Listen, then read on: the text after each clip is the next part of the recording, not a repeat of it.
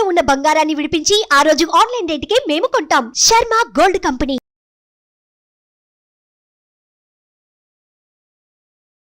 నమస్తే, welcome to Suman TV. నేను మీ యామిని. ప్రస్తుతం మనతో ఉన్నారు ప్రముఖ ఆధ్యాత్మికవేత్త, ప్రముఖ జ్యోతిష వాస్తు పండితులు సుభాష్ శర్మ గారు ఉన్నారు. గురుగారితో మనం మాట్లాడదాం.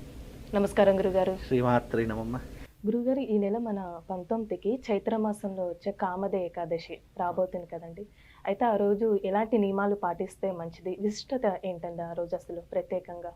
చాలా చక్కని ప్రశ్న, తప్పకుండా తెలియజేస్తాను. ముందుగా ప్రేక్షకులందరికీ శ్రీమాత్రే నమః, శ్రీ గురుభ్యో నమః. జ్ఞానినాంనపి చేతాంసి దేవి భగవతి హిస బలాయ కృష్ణమోహాయ మహామాయ ప్రయశ్చతి. కామద ఏకాదశి. కామద అంటే అర్థం ఏంటంటే సంస్కృతంలో ఇష్టకామ్యార్థాలను తీర్చేది అని అర్థం. కోరికలు తీర్చుకోవడానికి మన సనాతన ధర్మంలో మనిషి యొక్క ఇహపర సుఖభోగాలను అనుభవించడానికి, అలాగే మనిషి తన జీవితాన్ని ఉద్ధరింపజేసుకోవడానికి ఈ కామద ఏకాదశి అనేటటువంటిది మనిషి జీవితంలో ఉన్నటువంటి గొప్పనైనటువంటి విధానం. అంటే మన సనాతన ధర్మం ఏది అందించినా మానవ కళ్యాణం కోసం అందించినటువంటి విధానాలే ఉన్నాయి తప్ప ఇక్కడ ప్రతి ఒక్క దానికి, ఇప్పుడు కామద ఏకాదశి కానివ్వండి, మోహిని ఏకాదశి కానివ్వండి, మనకు వచ్చే ప్రతి ఏకాదశికి ఒక పరమార్థం ఏంటి అంటే ఉపవాస దీక్ష అనేటటువంటిది ప్రప్రథమంగా పెట్టడం జరిగింది. అయితే ఈ కామద ఏకాదశిలో ఉన్నటువంటి గొప్పతనం ఏంటి అంటే ఈ యొక్క చైత్రమాసంలో శ్రీరామనవమి తర్వాత వచ్చేటటువంటి, అలాగే చైత్రమాసంలో వచ్చేటటువంటి మొట్టమొదటి ఏకాదశి కామద ఏకాదశి. అంటే మనిషి తన యొక్క కోరికలను తీర్చుకోవడానికి, తనకు అంటే కోరికలు ధర్మబద్ధమైనటువంటి కోరికలు, న్యాయబద్ధమైనటువంటి కోరికలు, ఇతరులకు ఇబ్బంది కలిగించినటువంటి కోరికలు ఏవైతున్నాయో అలాంటి కోరికలు నెరవేర్చుకోవడానికి ఈ కామద ఏకాదశి అనేటటువంటిది ఉపయోగపడేటటువంటి ఏకాదశి. మామూలుగా ఏకాదశి రోజున ఏం చేస్తాము? ఉపవాసం ఉంటాము. ఆ రోజున చక్కగా దేవత ఆరాధన చేసుకుంటాము. చక్కగా శ్రీరామున్నో కృష్ణున్నో మనం ఆరాధన చేస్తాం. అంటే విష్ణుమూర్తి యొక్క విష్ణు రూపంలో ఉన్నటువంటి ఏ అవతారాన్నైనా మనం ఆరాధించడం అనేటటువంటిది ప్రప్రథమంగా మనం ఆచరిస్తూ ఉంటాం. ఇది అందరికీ తెలిసినటువంటి లౌకిక విధానం. అయితే ఈ కామద ఏకాదశి రోజున వ్రతము కూడా ఉన్నది అని చెప్పేసి చాలా మందికి తెలియదు. అంటే కామద ఏకాదశి రోజున కృష్ణుడి ఫోటో కానీ, లేదా శ్రీరాముడి ఫోటో కానీ, విష్ణుమూర్తిలో ఉన్నటువంటి ఏదో ఒక అవతారంలో ఉన్నటువంటి ఫోటో కానీ తీసుకొని చక్కగా ఒక పీటను ఏర్పాటు చేసుకుని దానిపైన ఆ ఫోటో పెట్టేసేసి ముందర ఒక పూర్ణ కుంభాన్ని పెట్టాలి. పూర్ణ కుంభం మీన్స్ కలశాన్ని ఏర్పాటు చేసుకోవాలి. కలశాన్ని ఏర్పాటు చేసుకొని ఆ రోజున ఉదయాన్నే లేచి చక్కగా, అంటే సూర్యుడు ఉదయించకన్నా ముందే, అంటే సూర్యుడు రాకన్నా మునుపే మనం స్నానమాచరించి శుచిగా శుభ్రతగా పూజకు కావాల్సిన వస్తువులన్నీ ఏర్పాటు చేసుకొని ఆ రోజున వ్రతాన్ని ఆచరణ చేసుకోవాలి. ఆ రోజున ఎవరైతే కామద ఏకాదశి రోజున వ్రతం అంటే అర్థం ఏంటి? షోడశోపచార పూజ, అలాగే కృష్ణుడి యొక్క అష్టోత్తరము, రాముడి యొక్క అష్టోత్తరం కానివ్వండి, అలాగే కలశ పూజ, సంకల్పము, గణపతి పూజ, ఇవన్నీ కూడా ఆ విధి విధానంగా ఆచరణ చేసుకొని మన కోరికలు ఏవైతే ఉన్నాయో, కొంతమంది ఇల్లు కావాలి అని కోరిక ఉంటుంది, మరి కొంతమందికి అప్పులు తీరిపోవాలి అని కోరిక ఉంటుంది, ఇంకొంతమందికి నేను జీవితంలో వృద్ధిలోకి రావాలి అని ఉంటుంది, ఇంకొంతమంది గవర్నమెంట్ రంగంలో ఉన్నటువంటి వారు నాకు మంచి ప్రమోషన్ రావాలి. ఇలా మనిషికి ఎన్నో రకాలైనటువంటి కోరికలు. అలాంటి కోరిక నీ మనసులో ఏదైతే ఉందో ఆ కోరికను చెప్పుకుంటూ ఆ రోజున నువ్వు వ్రతాన్ని ఆచరణ చేసుకోవాలి. ఈ వ్రతం కేవలం స్త్రీలే కాదు, పురుషులు కూడా ఆచరించవచ్చు. ఎవరైనా సరే, లేదా దంపతయుక్తంగా ఇద్దరు కూర్చుండి కూడా ఆచరించవచ్చు. అంటే ఈ కామద ఏకాదశి రోజునే ఈ విధంగా చేసుకోవాలంటే ప్రతి ఏకాదశికి ఈ విధంగా చేసుకోవచ్చు? ఇది కేవలము చైత్ర మాసంలో ఉన్నటువంటి మొట్టమొదటి ఏకాదశి కామద ఏకాదశి రోజు. ఒక్కొక్క ఏకాదశికి ఒక్కొక్క ప్రాముఖ్యత ఉంటుంది. మనకు ప్రతి నెలలో 2 ఏకాదశులు వస్తాయి. అంటే సంవత్సరానికి 24 ఏకాదశులు వస్తాయి. అంటే ఒక్కొక్క ఏకాదశికి ఒక్కొక్క ప్రాముఖ్యత ఉంది. ఇది శుక్లపక్షంలో వచ్చే ఏకాదశి, కృష్ణపక్షంలో వచ్చే ఏకాదశికి మరొక ప్రాముఖ్యత ఉంటుంది. అంటే దేనికి దానికే వ్యత్యాసము అనేటటువంటిది ఉంటుంది. ఇది మనకు చైత్రమాసం అనేటటువంటిది ఉగాదిలో మొట్టమొదటి మాసము, మొట్టమొదటి ఏకాదశి రోజున విధిపూర్వకంగా ఏ రకమైనటువంటి విధానాలు ఆచరించాలి అనేటటువంటిది తెలుసుకుంటే గనక ఈ కామద ఏకాదశి అంటే ఇష్టకామ్యార్థాలను కోరికలను తీర్చుకోవడానికి ఏర్పరిచినటువంటి ఏకాదశిగా మనం భావన చేసుకుంటాము. కనుక మనకు జీవితంలో ఉన్నటువంటి ఏవైతే ఈ సుఖాన్ని ఇచ్చే కోరికలు, అలాగే భోగాలను ఇచ్చేటటువంటి కోరికలు, అదృష్టాన్ని ఇచ్చేటటువంటి కోరికలు ఏవైతే ఉన్నాయో అవి చెప్పుకుంటూ ఆ రోజున వ్రతాన్ని ఆచరణ చేసుకోవాలి. అలా వ్రతాన్ని ఆచరణ చేసుకోవడం ద్వారా మనకి ఇష్టమైనటువంటి కోరికలు నెరవేర్చుకోవడానికి ఏర్పడేటటువంటి ఏకాదశి కామద ఏకాదశి. దీనికి పురాణంలో చిన్న కథ కూడా ఉంటుంది. అంటే ద్వాపర యుగంలో ధర్మరాజు శ్రీకృష్ణుడు అడుగుతాడట, ఈ చైత్ర మాసంలో వచ్చేటటువంటి ఏకాదశి యొక్క ప్రాముఖ్యత ఏంటి? ఇది మొట్టమొదటి ఏకాదశి, అంటే ఉగాది ఆరంభం, అంటే యుగం ఆరంభమైన తర్వాత వచ్చేటటువంటి మొట్టమొదటి ఏకాదశి.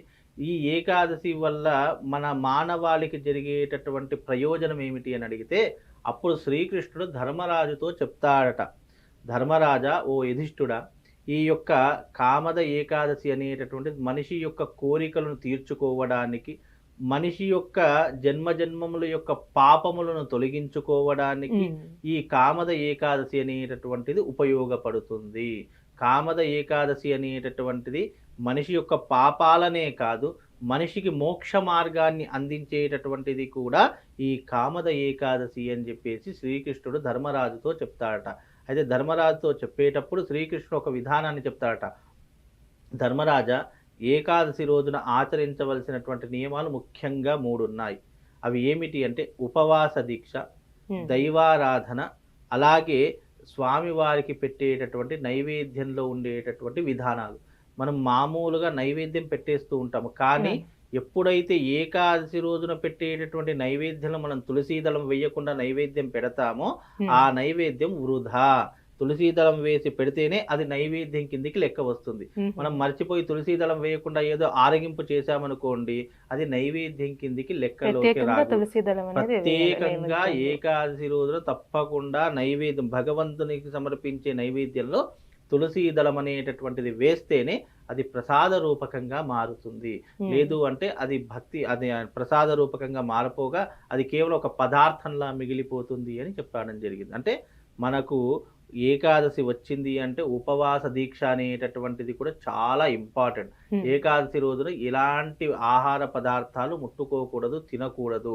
అలాగే ఆ రోజున ఉపవాస దీక్ష చాలా ప్రత్యేకంగా ఉండాలి. అలాగే ఆ రోజున తప్పకుండా విష్ణుమూర్తి యొక్క నామస్మరణ చేసుకుంటూ ఉండాలి. అలాగే ఆ రోజున కామద ఏకాదశి రోజున ఎవరికైతే సంతాన భాగ్యము లేదో ఆ రోజున శ్రీకృష్ణుడి యొక్క ఆలయంలోకి వెళ్ళి నిద్ర చేస్తేనట తప్పకుండా సంతానం కలుగుతుంది అనేటటువంటి విషయాన్ని కూడా మనకు ఈ యొక్క ద్వాపర యుగంలో శ్రీకృష్ణుడు ధర్మరాజుతో చెప్తాడట. అయితే అలాగే ఈ యొక్క ఉద్యోగం లేనటువంటి వారు, అలాగే జీవితంలో అప్పుల బాధతో ఉన్నటువంటి వాళ్ళు, అనారోగ్య సమస్యలతో ఉన్నటువంటి వాళ్ళు, ఇలాంటి వారందరికీ కూడా ఈ కామద ఏకాదశి అనేటటువంటిది అత్యంత పుణ్యఫలప్రదమైనటువంటిది అని అర్థం. అయితే ఈ కామద ఏకాదశి రోజున ఏం ఆచరించాలి అని అంటే గనక, ఆ రోజున ఏకాదశి అయిపోయిన తర్వాత మరుసటి రోజు ఉంటుంది కదా, ఆ మరుసటి రోజున ఒక అతిథిని, ఎవరినైనా సరే ఒక అతిథిని పిలిచి ఇంటికి పిలిచి భోజనము పెట్టి అతడు వెళ్ళిన తర్వాత మనం ఉపవాస దీక్షను వదిలితేనట అది జన్మజన్మల యొక్క పుణ్యాన్ని మనకు అందజేస్తుందట. అయితే ఆ ఏకాదశికి అంత ప్రాముఖ్యత ఉంది. ఏకాదశి ఎలాగో ఉపవాసం ఉంటాము, మరునాడే మనం భోజనం ఆచరిస్తాము. కానీ మనం భోజనము చేసే మునిపే ఎవరికైనా సరే ఒక అతిథిని పిలుచుకొని ఇంటికి పిలిచి భోజనం పెట్టిన తర్వాతనే మనం భోజనము చేస్తే దాని యొక్క పుణ్య ఫలితము ఆ ఇంట్లో ఎప్పుడూ కూడా అన్నానికి లోటు ఉండదు. ఎప్పుడూ కూడా 10 మందికి పెట్టే చేయిలాగానే ఉంటుంది తప్ప ఎవరి దగ్గర దేహి అనేటటువంటి విషయాన్ని మనం చూడలేము. కనుక అది ఎప్పుడూ కూడా నీకు ఒక అక్షయ పాత్రలా మిగిలిపోతుంది అని తెలియజేసినటువంటి గొప్ప అయినటువంటి ఔన్నత్యము ఈ యొక్క కామద ఏకాదశికి ఉండడం జరుగుతుంది. కనుక కామద ఏకాదశి అనేటటువంటిది ఎన్నో రకాలైనటువంటి కోరికలను నెరవేర్చుకోవడానికి, మనిషి యొక్క జీవితాన్ని చైతన్యవంతం చేసుకోవడానికి, భక్తి అనేటటువంటి మార్గంలో నడవడానికి ఈ కామద ఏకాదశి అనేటటువంటిది మానవాళికి ఉపయోగపడేటటువంటి అత్యుత్తమమైనటువంటి ఏకాదశిగా. అంటే ఆ రోజు ఏమైనా ప్రత్యేకంగా మంత్రం అంటూ ఉందండి కామద ఏకాదశి రోజు? ప్రతి ఒక్కదానికి మంత్రము అనేటటువంటిది ఉంటుంది. కామద ఏకాదశి రోజు విష్ణు సహస్రనామాలు చదువుకోండి, లేదా కృష్ణుడి యొక్క నామం చెప్పుకోండి. నామము చెప్పినంత మాత్రాననే మంత్రం చేసినటువంటి పుణ్య ఫలితం కలుగుతుంది. ఇప్పుడు ప్రతి ఒక్కరికి శ్లోకం చెప్పాలి, దానికి అర్థం చెప్పాలి. ఈ శ్లోకం కొంతమందికి నోరు తిరుగుతుంది, మరి కొంతమందికి తిరగదు. ఒకవేళ నేను ఇప్పుడు చెప్పినా కూడా ఎంతమంది చేస్తారో ఎంతమంది చేయరో తెలియదు. దాని బదులుగా ఉత్తమమైనటువంటి మనకు ప్రతి ఒక్కరు ఇప్పుడు విష్ణు సహస్రనామాల్ని పారాయణం చేస్తూ ఉన్నారు. ఈ యొక్క ఏకాదశి రోజు ప్రత్యేకంగా విష్ణుమూర్తికి మనము అది అంకితం చేశాం కాబట్టి విష్ణుమూర్తికి సంబంధించినటువంటి ఈ యొక్క విష్ణు సహస్రనామాలు చదివితే చాలు మనము 1,000,000 శ్లోకాలను చదివినటువంటి పుణ్యం కలుగుతుంది. 1,000,000 సార్లు స్వామివారి యొక్క నామస్మరణ చేసినటువంటి పుణ్యం కలుగుతుంది.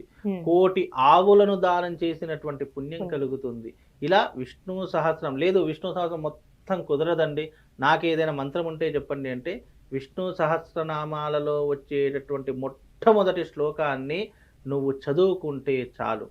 ఆ శ్లోకము లేదు, ఆ శ్లోకం కూడా నేను చదవలేను, శ్రీరామ అనుకో, శ్రీరామ అనుకుంటే విష్ణు సహస్రనామాలను చదివినటువంటి మొత్తం పుణ్య ఫలితము ఆ 2 అక్షరాలలో, ఆ 2 అక్షరాలలో ఇక నీకు సర్వం వచ్చినట్టే. కనుక ఇలాంటి నామాన్ని జపించినా సరిపోతుంది. కనుక విష్ణు సహస్రనామాలు లేదా శ్రీరామ అనుకుంటూ కూర్చో.